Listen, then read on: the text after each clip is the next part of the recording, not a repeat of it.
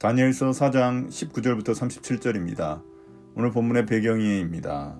오늘 말씀은 2장 21절에 나온 하나님이 때와 계절을 바뀌게 하시고 왕들을 패하기도 하시고 세우기도 하신다는 말씀의 구체적인 예입니다. 2장과 4장을 포함해 다니엘서 전체의 중심 주제는 주님께서 역사를 운영하시고 민족의 운명을 결정하신다는 것입니다. 역사는 패권을 장악하려는 강대국들의 각축장처럼 보이지만 실제로는 하나님의 뜻이 실현되는 무대라는 것입니다. 아무리 강대한 제국일지라도 하나님이 맡겨주신 역할을 수행하다가 때가 되면 무대에서 퇴장해야 하는 존재일 뿐입니다. 눈에 보이는 세상 권력에 억압당하는 신앙인들에게 이러한 진리는 큰 소망을 줍니다. 4장 19절부터 27절입니다. 다니엘의 꿈 해석. 왕의 말이 끝났을 때에 일명 벨드사살이라고 하는 다니엘은 한동안 놀라서 몹시 당황하였다. 왕이 그에게 말하였다. 벨드사살아, 이 꿈과 그 해몽이 어떠하든지 번민하지 말아라. 벨드사살이 아뢰었다. 임금님, 이 꿈은 임금님의 원수들이 꾸었더라면 좋았을 뻔했습니다. 해몽도 임금님의 원수들에게나 해줄 수 있으면 좋겠습니다. 임금님이 보신 그 나무는 점점 자라서 튼튼해지고 그 높이가 하늘에까지 닿아서 땅끝 어디에서나 그 나무를 볼 수 있었고 그 잎이 무성하여 아름답고 그 열매가 아주 많아서 온 세상 피조물의 먹거리가 되었고 그 나무 아래에서 들짐승이 쉬었으며 그 가지에는 하늘의 새들이 깃들었다고 하셨습니다. 임금님, 그 나무는 바로 임금님이십니다.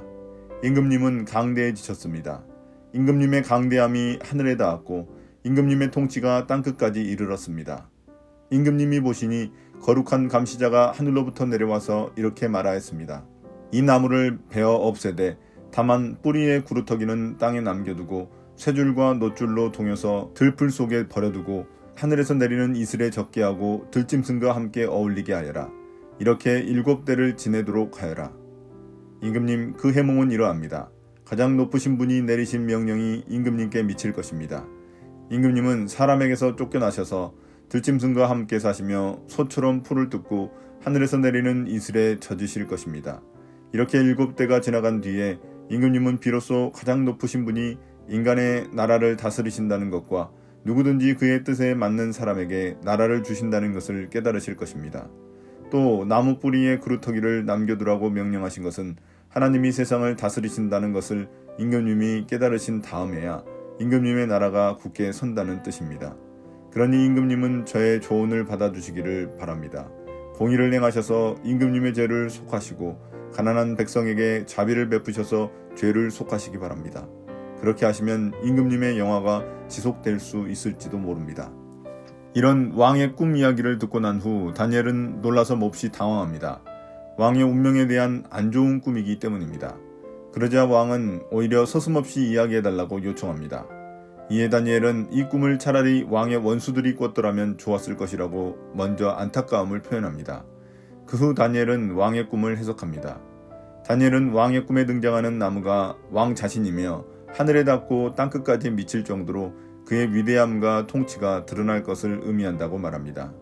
그러나 23절부터 감시자가 갑자기 등장해 그 나무를 없애고 7대 동안 들짐승과 지내라고 한 것은 왕이 왕궁에서 쫓겨나 들짐승과 함께 지내며 7대를 지내게 될 것을 의미한다고 말합니다. 이를 통해 하나님이 나라의 승망성쇠를 좌우하신다는 것을 왕이 깨닫길 원하신다고 말합니다. 여기서 다행히 나무에 구루터기를 남겨두신 것은 회개하고 돌이킨다면 나라가 더 굳게 설 것이라고 말합니다.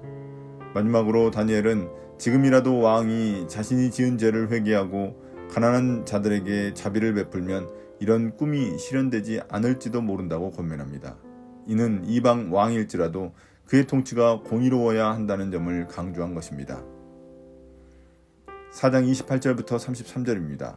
해석대로 이루어진 왕의 꿈. 이 모든 일이 다 느부갓네살 왕에게 그대로 일어났다.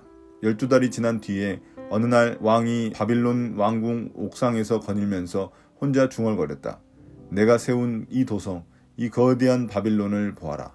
나의 권세와 능력과 나의 영화와 위엄이 그대로 나타나 있지 않느냐. 이 말이 왕의 입에서 채 떨어지기도 전에 하늘로부터 내려오는 말소리가 들렸다. 느부갓네살 왕아, 너에게 선언한다. 왕권이 너에게서 떠났다. 너는 사람 사는 세상에서 쫓겨나서 들짐승과 함께 살면서 소처럼 풀을 뜯어먹을 것이다. 이와 같이 7대를 지낸 다음에야 너는 가장 높으신 분이 인간의 나라를 다스리신다는 것과 그의 뜻에 맞는 사람에게 나라를 주신다는 것을 알게 될 것이다. 바로 그 순간에 이 말이 느부갓네살 왕에게 이루어져서 그가 사람 사는 세상에서 쫓겨나서 소처럼 풀을 뜯어먹었으며 몸은 하늘에서 내리는 이슬에 젖었고 머리카락은 독수리의 깃털처럼 자랐으며 손톱은 새의 발톱같이 자랐다. 이러한 다니엘의 조언에도 불구하고 왕은 그의 말을 듣지 않았습니다. 1년이라는 시간이 있었지만 그는 오히려 더욱 교만해졌습니다. 그는 어느 날 바벨론 왕궁 옥상을 거닐며 자신의 도성을 보고는 자신의 위대함을 스스로 찬양했습니다. 왕궁 옥상은 교만함을 상징합니다. 다윗도 왕궁 옥상에서 죄를 저지른 적이 있습니다. 한편 왕의 그 말이 떨어지기도 전에 하늘에서 하나님의 음성이 들렸습니다.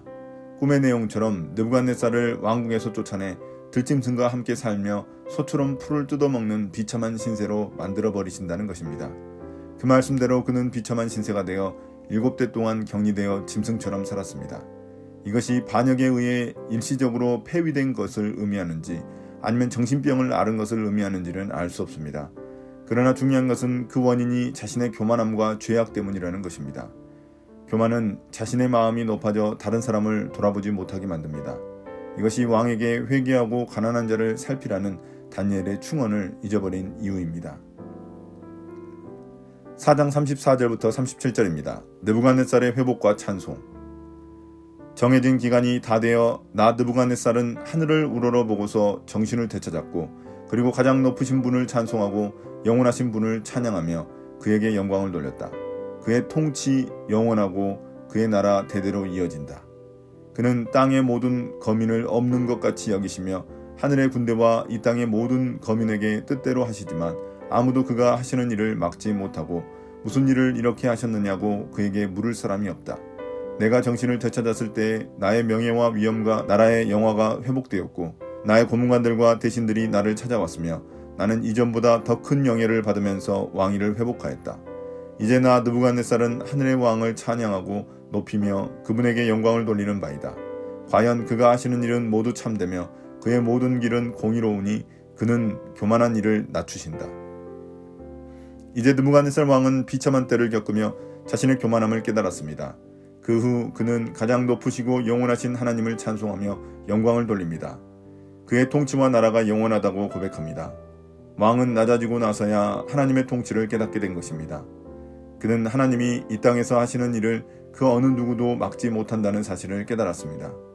그가 이런 모든 것을 깨닫자 하나님은 그의 왕권을 회복시켜 주셨고 이전보다 더 큰 영예를 받게 하셨습니다. 왕은 이런 하나님을 찬양하며 그가 행하시는 모든 것이 참되고 공의로우셔서 교만한 자를 낮추신다는 것을 깨달았습니다. 오늘의 묵상 포인트입니다. 첫 번째, 하나님은 어떤 분입니까? 하나님은 사람을 높이시기도 하시고 낮추시기도 하십니다. 하나님은 공의로우시기에 교만한 자는 낮추시고 억울하게 낮아진 자는 다시 높여주십니다. 그렇기에 다니엘은 왕 앞에서도 하나님의 뜻을 온전히 전할 수 있었습니다. 두 번째, 나에게 주시는 교훈은 무엇입니까? 왕은 1년의 시간이 주어졌지만 회개하지 않았습니다. 오히려 자신의 화려한 도성을 보며 자아도취에 빠졌습니다. 그때 하나님의 심판을 받은 것입니다. 하나님은 우리 삶에도 개입하셔서 우리에게 다양한 경고를 보내십니다. 그때가 회개해야 할 때입니다. 오늘의 기도입니다. 주님, 교만한 자를 부러워하지 않고 공의를 행하시는 하나님을 기억하게 해주십시오. 오늘도 낮아질 때 높이시는 하나님을 기대하게 해주십시오. 예수님 이름으로 기도드립니다. 아멘.